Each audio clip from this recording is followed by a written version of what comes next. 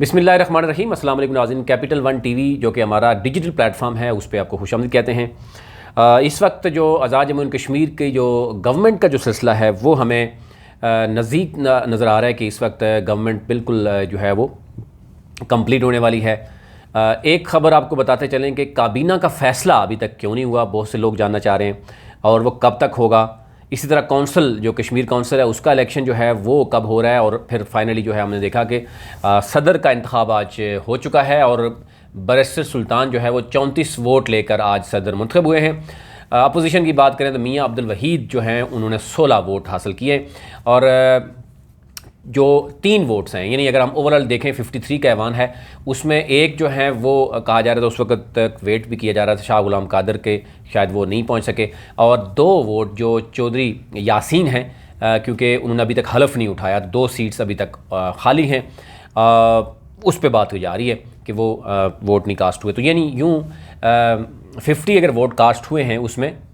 16 opposition کے پاس گئے ہیں، اور 34 ووٹ جو ہے وہ حکمراں جماعت کے پاس گئے ہیں، اور بیرسٹر سلطان فائنلی صدر ریاست آزاد جموں کشمیر کے منتخب ہو چکے ہیں۔ اب ظاہر ہے جو حلف ہے وہ 24 اگست کو لیا جائے گا، اور 23 اگست کو کشمیر کونسل کے الیکشن ہیں، اور ہمارے ذرائع یہ بھی بتا رہے ہیں کہ ویٹ کیا جا رہا ہے۔ ایک تو محرم آگے آپ نے دیکھا ہوگا کہ اس میں چھٹیاں بھی ہوں گی، 23 اور 24 کے بعد کہا جا رہا ہے کہ کابینہ اس لیے بنائی جائے گی کہ اس سے پہلے سردار تنویر الیاس اور چودھری انوار الحق نے مبینہ طور پر وفاقی حکومت کو جو ہے وہ مستعفی ہونے کی دھمکی بھی دی گئی تھی۔ ذرائع بتا رہے ہیں کہ جناب ان کو یہ کہا گیا کہ آپ شوق پورا کر لیں، اور پھر دوسری طرف جو ہے وہ بیرسٹر سلطان بھی یہ چاہتے ہیں کہ ان کی ٹیم جو ہے ان کو وزارتیں ملنی چاہیے۔ سردار تنویر الیاس نے کہا جا رہا ہے کہ مبینہ طور پر انہوں نے کشمیر کونسل کے حوالے سے بھی ان کو تحفظات ہیں، ٹکٹ کے حوالے سے انہوں نے کسی اور 2 لوگ ہیں ان کے ساتھ باقاعدہ طور پر کوئی ایگریمنٹ موجود ہے۔ پھر اس کے بعد ابھی بڑا سلسلہ ہوگا، لیکن کیونکہ ان کے ہاتھ باندھ دیے گئے ہیں، ایک طرف بیرسٹر سلطان اگر صدر ہوں گے، ان کے جو بہت سے لوگ ہیں جو اس وقت MLAs موجود ہیں وہ اگر وزارتیں بھی لے جاتے ہیں، اور دوسری طرف جو ہے وہ سیف جو موجود ہیں عبدالقیوم نیازی صاحب، وہ بھی اگر الگ جو ہے وہ ایک دھڑا بنانے کی کوشش کریں گے، تو ڈیفینیٹلی پھر وہاں پر چودھری انوار الحق اور سردار تنویر الیاس کے لیے شاید اس طریقے سے کھل کر کھیلنا جو وہ چاہتے تھے وہ نہیں ہو پائے گا، اور یہ کہا جا رہا ہے کہ یہ صورتحال ہے۔ اور الکا 3 اور چودھری یاسین جو اپنی ایک آبائی سیٹ چھوڑنے کے لیے تیار ہوں گے، کیونکہ ابھی ایک اور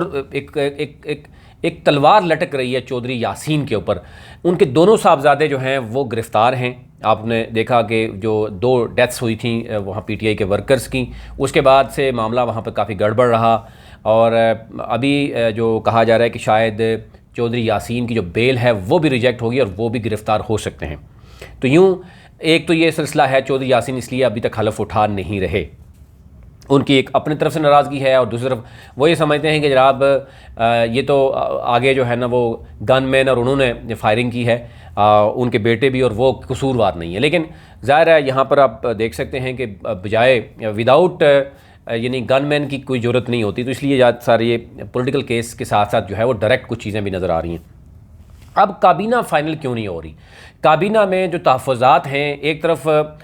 وفاقی گورنمنٹ یہ سمجھ رہی ہے کہ جب صدر منتخب ہو گئے ہیں بیرسٹر سلطان، اب وہ حلف بھی اٹھا لیں گے، ڈیفینیٹلی جب حلف اٹھائیں گے تو وہ D سیٹ ہو جائیں گے، ایک تو وہ سیٹ، اس کے بعد اس پہ فیصلہ کیا جائے گا۔ دوسرا یہ ہے کہ کابینہ پہ اگر فیصلہ ابھی کر لیتے ہیں تو آنے والی جو کونسل ہے، کونسل کے لیے ڈیفینیٹلی آپ نے دیکھا ہوگا پینلز بنیں گے، 11 ووٹ چاہیے ہوگا ایک کونسلر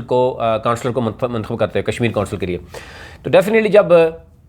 اس میں اگر پہلے سے ہی تحفظات ہوں گے، اور یہ ڈیفینیٹلی تحفظات سامنے آئیں گے، اس کی ریزن یہ ہے کہ 13ویں ترمیم کے بعد ایک محدود جو ہے وہ کابینہ ہوگی، اور تحریک انصاف کا ویسے بھی منشور ہے کہ جناب ہم تو دوسری حکومتوں کے بجائے ہم جو ہے وہ کفایت شعاری کی بات کریں گے، ہم جو ہے نا کم کابینہ رکھیں گے، اور پھر ایک سلسلہ کہا جا رہا ہے کوآرڈینیٹرز کا، معاون خصوصی کا، پارلیمنٹ سیکرٹریز، وہ بھی چیزیں سامنے آنی ہیں۔ تو یہ جو 2 ماہ تقریباً جو ہے صرف گورنمنٹ قانون سازی تو دور کی بات ہے، صرف گورنمنٹ بنانے میں یہ معاملہ لگے گا۔ اس کے بعد کہا جا رہا ہے کہ ویسے تو بہت پہلے کہا جاتا ہے کہ 3 ماہ کے اندر بلدیاتی الیکشن کروائیں گے، تو ہمیں کہیں سال میں بھی نظر نہیں آ رہا کہ بلدیاتی الیکشن ہوں گے۔ دوسرا یہ ہے کہ بہت جلد دھڑے بازی جو سامنے آ رہی ہے، اس میں ڈیفینیٹلی جو ہے وہ بہت سی چیزیں ابھی سامنے آئیں گی آنے والے دنوں میں۔ ایک تو یہ ہے کہ آج جو کچھ ہوا وہ تو آپ کے سامنے ہے رات کو، کیونکہ ہم نے دیکھا کہ علی مین گنڈا پور نیلم ویو ہوٹل میں انہوں نے دعوت دی تھی، یعنی دعوت بیسیکلی تھی کس کی طرف سے؟ علی مین گنڈا پور کی طرف سے۔ کال کس نے کی ہے؟ عبد الماجد خان نے۔ اسپیس ان کی تھی، ہوٹل ان کا تھا، اور صدر کس کو منتخب کرنا تھا؟ بیرسٹر سلطان کو۔ اور اس سے آپ اندازہ کر سکتے ہیں کہ کس طرح ایک حکمت عملی جو ہے وہ تیار ہو رہی ہے، اور کوشش کی جا رہی تھی کہ تاکہ کوئی اس طرح کا سرپرائز سامنے نہ آئے۔ اب کونسل کا الیکشن کے لیے ویٹ کیا جا رہا ہے کہ 23 اگست کو کونسل کا الیکشن ہوگا، تاکہ کوئی بھی ممبر جو ہے اس سے پہلے اگر کابینہ بنا دی گئی اور تو ناراضگی ہوگی، گروپ سامنے آ گئے تو وہاں پر معاملہ گڑبڑ ہو سکتا ہے۔ تو یہ فیصلہ اس لیے کیا گیا کہ کابینہ کو فی الحال آپ ڈیلے کریں، پہلے صدر کو بھی منتخب کر لیں، ڈی سیٹ کر لیں، اور اس کے بعد جو ہے وہ کونسل کو بھی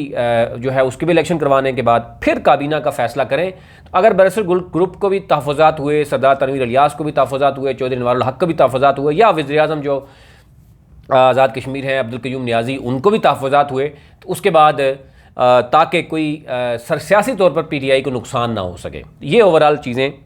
ابھی تک کے سامنے آ رہی ہیں۔ تو 23 اور 24 اگست کے بعد، یعنی 25 اگست کے بعد سے شاید کابینہ جو ہے وہ فائنل کی جائے گی، ابھی تک ہمارے ذرائع بتا رہے ہیں۔ ویسے بہت سے لوگ فائنل تو ہوئے ہیں، لیکن فائنل ہونے کے بعد کیونکہ تحفظات ہیں، جو لوگ فائنل ہوئے ہیں کہ کسی جگہ پہ جو ہے بیرسٹر سلطان کو تحفظات ہیں، کسی جگہ پہ چودھری انوار الحق کا اور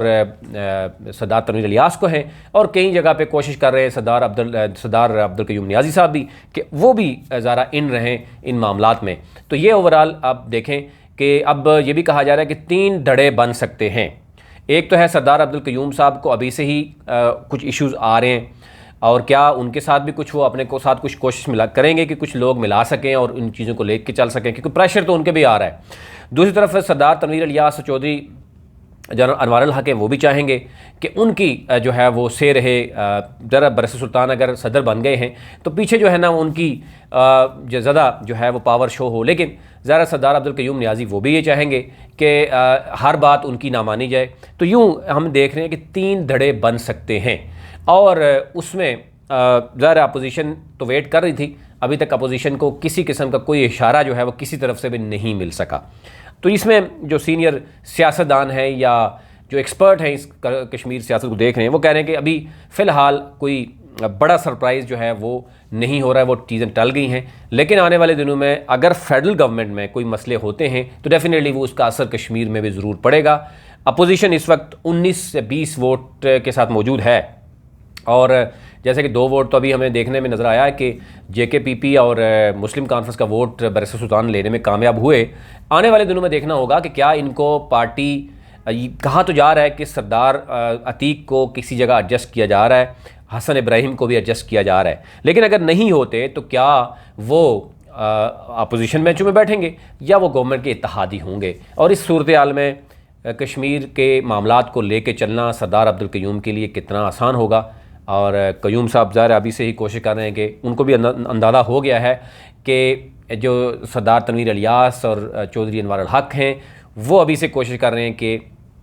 ان کی جو ہے وہ سے رہے پارٹی میں اور کشمیر کے معاملات میں۔ ابھی تک وزارتیں بھی ان لوگوں کو اپنی اپنی مرضی کی نہیں دی جا رہی، کہا جا رہا ہے کہ اس میں بھی بہت سے تحفظات ہیں، اس لیے جو ہے وہ ابھی تک ڈیلے ہو رہا ہے۔ ابھی تک اتنا ہی، اپنے ملک کا خیال رکھیے، چینل کو ضرور سبسکرائب کیجیے تاکہ ہر نئے آنے والی ویڈیو آپ تک پہنچ سکے، اور کوشش کریں گے آج آپ کو شام تک ایک اور کمپریہنسو اس پہ ہمارے سینئر صحافی ہیں ان کے ساتھ جو ہے نا وہ تجزیہ پیش کریں۔ بہت شکریہ۔